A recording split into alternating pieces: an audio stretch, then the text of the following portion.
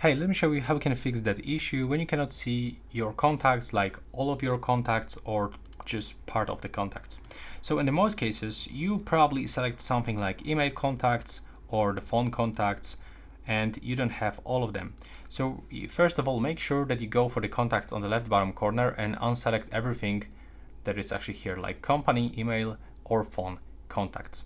Now also go here into all contacts, into this arrow, and make sure that you have switched between your specific account. So if you have all of your contacts on the SIM card, make sure that you have select SIM card. If you have all of them in your email, make sure that you have select email. Or if you transfer them into your phone storage, make sure that you select all contacts. And now everything should be visible just over here.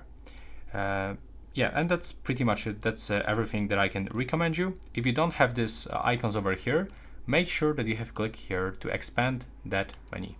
And that will be all. Thanks for watching, and let me know if it works.